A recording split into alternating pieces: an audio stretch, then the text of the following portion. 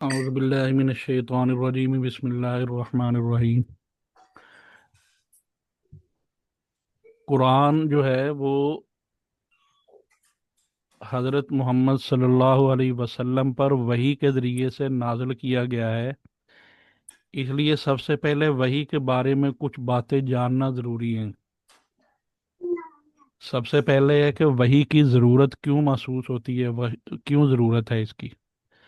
ہر مسلمان جانتا ہے کہ اللہ تعالیٰ نے انسان کو اس دنیا میں آزمائش کے لیے بھیجا ہے اور اس کے ذمے کچھ فرائض بھی عائد کر کے پوری کائنات کو اس کی خدمت میں لگا دیا ہے۔ لہذا دنیا میں آنے کے بعد انسان کے لیے دو کام بہت ضروری ہیں۔ ایک یہ کہ وہ اس کائنات سے اور اس میں پیدا کی ہوئی اشیاء سے یعنی چیزوں سے ٹھیک ٹھیک کام لے، اور دوسرا یہ کہ اس کائنات کو استعمال کرتے ہوئے اللہ تعالیٰ کے احکامات کو مد نظر رکھے اور کوئی ایسی حرکت نہ کرے جو اللہ تعالیٰ کی ناراضگی، جو اللہ تعالیٰ کی مرضی کے خلاف ہو۔ ان دو کاموں کے لیے انسان کو علم کی ضرورت ہے، اس لیے جب تک اسے یہ معلوم نہ ہو کہ اس کائنات کی حقیقت کیا ہے، اس کی کون سی چیز کے کیا خواص ہیں اور ان سے کیا فائدہ اٹھایا جا سکتا ہے، اس وقت تک وہ دنیا کی کوئی بھی چیز اپنے فائدے کے لیے استعمال نہیں کر سکتا۔ اسی طرح جب تک اسے یہ معلوم نہ ہو کہ اللہ تعالیٰ کی مرضی کیا ہے، وہ کون سے کاموں کو پسند فرماتے ہیں اور کون سے کاموں کو ناپسند فرماتے ہیں، اس وقت تک اللہ تعالیٰ کی مرضی کے مطابق زندگی گزارنا ممکن نہیں ہے۔ چنانچہ اللہ تعالیٰ نے انسان کو پیدا کرنے کے ساتھ ساتھ تین چیزیں ایسی پیدا کی ہیں جن کے ذریعے سے اسے ان باتوں کا علم حاصل ہوتا ہے۔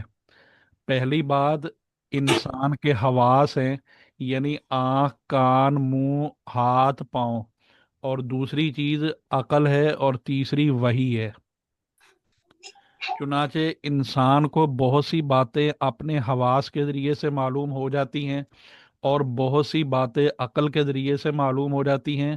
اور جو باتیں ان دونوں ذرائع سے معلوم نہیں ہو سکتی ان کا علم وحی کے ذریعے اللہ تعالیٰ عطا فرماتے ہیں۔ علم کے ان تینوں ذرائع میں ترتیب کچھ ایسی ہے کہ ہر ایک کی ایک خاص حد ہے اور مخصوص دائرہ کار ہے جس کے آگے وہ کام نہیں دیتا۔ چنانچہ جو چیزیں انسان کو اپنے حواس سے معلوم ہو جاتی ہیں ان کا علم صرف عقل سے نہیں ہو سکتا۔ اس کی مثال یہ ہے کہ ایک دیوار کو ہم آنکھ سے دیکھ کر یہ تو علم حاصل کر سکتے ہیں کہ اس کا رنگ یعنی کلر کون سا ہے، لیکن اگر ہم اپنی آنکھوں کو بند کر کے صرف عقل کی مدد سے اس دیوار کا رنگ معلوم کرنا چاہیں تو یہ ناممکن ہے۔ اسی طرح جن چیزوں کا علم عقل کے ذریعے سے حاصل ہوتا ہے وہ صرف حواس سے معلوم نہیں ہو سکتی۔ مثلا ہم آنکھوں سے دیکھ کر یا ہاتھوں سے چھو کر یہ تو پتہ لگا سکتے ہیں کہ اس دیوار کو کسی انسان نے بنایا ہے، بلکہ اس نتیجے تک اس یعنی یہ نہیں ہم معلوم کر سکتے کہ اس کو کسی انسان نے بنایا ہے، بلکہ اس نتیجے تک پہنچنے کے لیے عقل کی ضرورت ہے۔ تو جہاں تک تو حواس خمسہ یعنی ہاتھ، پاؤں وغیرہ وہ یہ کام دیتے ہیں، وہاں تک عقل کوئی رہنمائی نہیں کرتی، اور جب یہ حواس خمسہ جواب دے دیتے ہیں وہاں سے عقل کا کام شروع ہوتا ہے۔ لیکن اس عقل کی رہنمائی بھی غیر محدود نہیں ہے، یہ بھی ایک حد پر جا کر رک جاتی ہے۔ بہت سی باتیں ایسی ہیں جن کا علم نہ حواس کے ذریعے سے حاصل ہو سکتا ہے اور نہ عقل کے ذریعے سے۔ مثلا اسی دیوار کے بارے میں یہ معلوم کرنا کہ اس کو کس طرح استعمال کرنے سے اللہ تعالیٰ راضی ہوتے ہیں اور کس طرح استعمال کرنے سے ناراض ہوتے ہیں، یہ نہ تو حواس کے ذریعے ممکن ہے اور نہ عقل کے ذریعے۔ اس قسم کے سوالات کا جواب انسان کو دینے کے لیے جو ذریعہ اللہ تعالیٰ نے مقرر فرمایا ہے اس کا نام وحی ہے، اور اس کا طریقہ یہ ہوتا ہے کہ اللہ تعالیٰ اپنے بندوں میں سے کسی کو منتخب فرما کر اسے اپنا پیغمبر قرار دے دیتے ہیں اور اس پر اپنا کلام نازل کرتے ہیں۔ اسی کلام کو وحی کہا جاتا ہے۔ اس سے یہ واضح ہو گئی بات کہ وہی انسان کے لیے وہ اعلیٰ ترین ذریعہ ہے علم حاصل کرنے کا، جو اس کی زندگی سے متعلق ان سوالات کا جواب مہیا کرتا ہے جو عقل اور حواس کے ذریعے سے حاصل نہیں ہو سکتے۔ لیکن ان کا علم حاصل کرنا اس کے لیے ضروری ہے۔ اس سے یہ بھی واضح ہو جاتا ہے کہ صرف عقل اور مشاہدہ انسان کی رہنمائی کے لیے کافی نہیں ہے، بلکہ اس کی ہدایت کے لیے وحی الہی ایک ناگزیر ضرورت ہے۔ اور چونکہ بنیادی طور پر وحی کی ضرورت پیش ہی اس جگہ آتی ہے جہاں عقل کام نہیں دیتی، اس لیے ضروری نہیں کہ وحی کی ہر بات کا ادراک، یعنی اس کو سمجھنا، یہ عقل سے ہی ہو جائے، بلکہ جس طرح کسی چیز کا رنگ معلوم کرنا عقل کا کام نہیں ہے بلکہ حواس کا کام ہے، اسی طرح بہت سے دینی عقائد کا علم عطا کرنا بھی عقل کے بجائے وحی کا منصب ہے، اور ان کے ادراک کے لیے صرف عقل پر بھروسہ کرنا درست نہیں ہے۔ جو شخص معاذ اللہ اللہ کے وجود ہی کا قائل نہ ہو، اس سے تو وحی کے مسئلے پر بات کرنا ہی بے سود ہے، لیکن جو شخص اللہ تعالیٰ کے وجود اور اس کی قدرت کاملہ پر ایمان رکھتا ہو، اس کے لیے وحی کی عقلی ضرورت، اس کے امکان اور حقیقی وجود کو سمجھنا کوئی مشکل کام نہیں ہے۔ اگر آپ اس بات پر ایمان رکھتے ہیں کہ یہ کائنات ایک قادر مطلق نے پیدا کی ہے، وہی اس کے مربوط اور مستحکم یعنی مضبوط نظام کو اپنی حکمت سے چلا رہا ہے، اور اسی نے انسان کو ایک خاص مقصد کے تحت یہاں بھیجا ہے، تو پھر یہ کیسے ممکن ہے کہ اس نے انسان کو پیدا کرنے کے بعد اسے بالکل اندھیرے میں چھوڑ دیا ہو اور اسے یہ تک نہ بتایا ہو کہ وہ کیوں اس دنیا میں آیا ہے، یہاں اس کے ذمے کیا فرائض ہیں، اس کی منزل مقصود کیا ہے، اور وہ کس طرح اپنی زندگی کا مقصد حاصل کر سکتا ہے۔ کیا کوئی شخص جس کے ہوش و واس سلامت ہوں وہ ایسے کر سکتا ہے کہ اپنے کسی نوکر کو ایک خاص کام کے لیے کسی سفر پر بھیج دے اور اسے نہ چلتے وقت سفر کا مقصد بتائے اور نہ بعد میں کسی پیغام کے ذریعے سے اس پر یہ واضح کرے کہ اسے کس کام کے لیے بھیجا گیا ہے اور سفر کے دوران اس کی ڈیوٹی کیا ہوگی؟ جب ایک معمولی عقل کا انسان بھی ایسی حرکت نہیں کر سکتا، تو آخر اس اللہ تعالیٰ کے بارے میں یہ تصور کیسے کیا جا سکتا ہے جس کی حکمت سے یہ سارا کائنات کا نظام چل رہا ہے؟ اور یہ آخر کیسے ممکن ہے کہ جس ذات نے چاند، سورج، آسمان، زمین، ستارے جیسا جو ہے وہ عقلوں کو حیران کرنے والا نظام تو پیدا کر دیا ہو، لیکن وہ اپنے بندوں تک پیغام رسانی کا کوئی ایسا انتظام نہ کر سکے جس کے ذریعے انسانوں کو ان کے مقصد زندگی کے متعلق ہدایات دی جا سکے؟ اگر اللہ تعالیٰ کی حکمت پر ایمان ہے تو پھر یہ بھی ماننا پڑے گا کہ اس نے اپنے بندوں کو اندھیرے میں نہیں چھوڑا، بلکہ ان کی رہنمائی کے لیے کوئی باقاعدہ نظام ضرور بنایا ہے۔ بس رہنمائی کی اس میں باقاعدہ نظام کا نام ہی وحی اور رسالت ہے۔ اس سے یہ بات واضح صاف ہو جاتی ہے کہ وہی محض ایک دینی اعتقاد ہی نہیں بلکہ ایک عقلی ضرورت بھی ہے، جس کا انکار حقیقت میں اللہ تعالیٰ کی حکمت کا انکار ہے۔ یہ تو تھے وحی کی حقیقت۔ اب یہ ہے کہ وحی ہمارے نبی صلی اللہ علیہ وسلم پر نازل کیسے ہوتی تھی، اس کا طریقہ کیا تھا؟ وحی اور رسالت کا یہ مقدس سلسلہ سرکار دو عالم صلی اللہ علیہ وسلم پر ختم ہو گیا۔ اب کسی انسان پر نہ وحی نازل ہوگی نہ اس کی ضرورت ہے۔ حضور صلی اللہ علیہ وسلم پر مختلف طریقوں سے وحی نازل ہوتی تھی۔ صحیح بخاری کی ایک حدیث میں ہے جو حضرت عائشہ رضی اللہ تعالیٰ عنہا سے مروی ہے کہ ایک مرتبہ حضرت حارث بن ہشام رضی اللہ تعالیٰ عنہ نے حضور صلی اللہ علیہ وسلم سے پوچھا کہ آپ پر وحی کس طرح آتی ہے؟ تو حضور صلی اللہ علیہ وسلم نے فرمایا کہ کبھی تو مجھے گھنٹی گھنٹی جیسے جیسے گھنٹی بجتی ہے ویسی آواز سنائی دیتی ہے،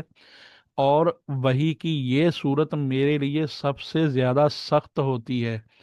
پھر جب یہ سلسلہ ختم ہو جاتا ہے، یعنی وہ گھنٹی کی آواز جو آنی وہ بند ہو جاتی ہے، تو جو کچھ اس آواز نے کہا ہوتا ہے وہ مجھے یاد ہو چکا ہوتا ہے۔ اور دوسری صورت یہ ہے کہ کبھی فرشتہ سامنے ایک مرد کی صورت میں آ جاتا ہے۔ اس حدیث میں آپ صلی اللہ علیہ وسلم نے جو وحی کی آواز کو گھنٹی سے تشبیہ دی ہے، اس کے بارے میں لکھا ہے کہ اس کا مطلب یہ ہے کہ ایک تو وحی کی آواز گھنٹی کی طرح مسلسل بجتی ہے، یعنی درمیان میں وقفہ نہیں ہے اور بیچ میں ٹوٹتی نہیں ہے۔ دوسرا، گھنٹی جو جب مسلسل بجتی ہے تو عام طور پر سننے والے کو اس کی آواز کا اس کی آواز کی سمت یعنی رخ متعین کرنا مشکل ہوتا ہے، کیونکہ اس کی آواز ہر طرف سے آتی محسوس ہوتی ہے۔ اور کلام الہی کی بھی یہی خصوصیت ہے کہ اس کی کوئی ایک سمت نہیں ہوتی، بلکہ ہر طرف سے آواز سنائی دیتی ہے۔ اس کیفیت کا صحیح ادراک تو بغیر مشاہدے کے ممکن نہیں ہے، لیکن اس بات کو عام ذہنوں سے قریب کرنے کے لیے آپ صلی اللہ علیہ وسلم نے اس کو گھنٹی کی آواز سے تشبیہ دی ہے۔ جب اس طریقے سے آپ پر وحی نازل ہوتی تو آپ پر بہت زیادہ بوجھ پڑتا تھا۔ حضرت عائشہ رضی اللہ تعالیٰ عنہا اس حدیث کے آخر میں فرماتی ہیں کہ میں نے سخت سردیوں کے دنوں میں بھی آپ صلی اللہ علیہ وسلم پر وحی نازل ہوتے ہوئے دیکھی ہے۔ ایسی سردی میں جب وحی کا سلسلہ ختم ہوتا تو آپ صلی اللہ علیہ وسلم کی پیشانی مبارک جو ہے وہ پسینے سے شرابور ہو چکی ہوتی تھی۔ ایک اور روایت میں حضرت عائشہ رضی اللہ تعالیٰ عنہ فرماتی ہیں کہ جب آپ پر وحی نازل ہوتی تو آپ کا سانس رکنے لگتا، آپ صلی اللہ علیہ وسلم کا چہرہ مبارک تبدیل ہو کر کھجور کی شاخ کی طرح زرد یعنی پیلا پڑ جاتا، سامنے کے دانت سردی سے آپس میں کپ کپانے لگتے، اور آپ صلی اللہ علیہ وسلم کو اتنا پسینہ آتا کہ اس کے قطرے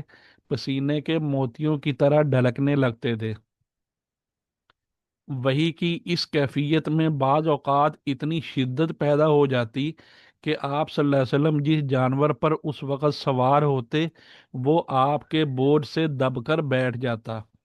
اور ایک مرتبہ آپ صلی اللہ علیہ وسلم نے اپنا سر مبارک حضرت زید بن ثابت رضی اللہ تعالیٰ عنہ کی زانوں پر رکھا ہوا تھا کہ اسی حالت میں وہی نازل ہونا شروع ہو گئی۔ اس سے حضرت زید رضی اللہ تعالیٰ عنہ کی ران پر اتنا بوجھ پڑا کہ قریب تھی کہ وہ ٹوٹ جاتی۔ بعض اوقات اس وحی کی ہلکی ہلکی آواز دوسروں کو بھی محسوس ہوتی تھی۔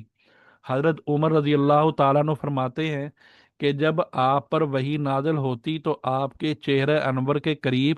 شہد کی مکھیوں کی بن بناہٹ جیسی آواز سنائی دیتی تھی۔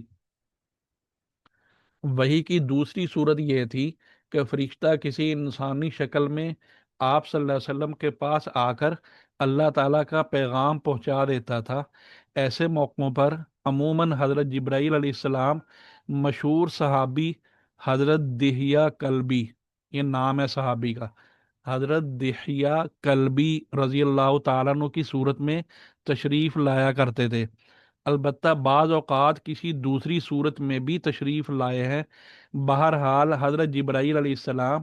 انسانی شکل میں وحی لے کر آتے تو وحی کے نازل ہونے کی یہ صورت حضور صلی اللہ علیہ وسلم کے لیے سب سے آسان ہوتی تھی۔ ایک تیسری صورت یہ تھی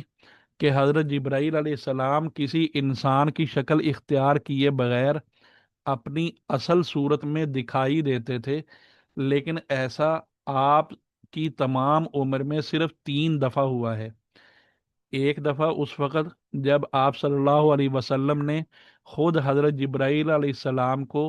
ان کی اصل شکل میں دیکھنے کی خواہش ظاہر فرمائی تھی، اور دوسری مرتبہ معراج کے وقت، اور تیسری دفعہ نبوت کے بالکل ابتدائی زمانے میں مکہ مکرمہ کے مقام پر۔ اس مقام کا نام اجیاد ہے، اجیاد محلے کے نام سے آج کل بھی مشہور ہے۔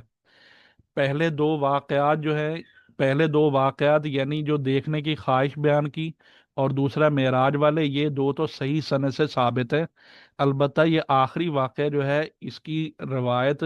ضعیف ہے، کمزور ہے۔ چوتھی صورت جو ہے وہ یہ ہے وحی کی، کہ براہ راست اور بلا واسطہ اللہ تعالیٰ سے ہم کلام ہونا،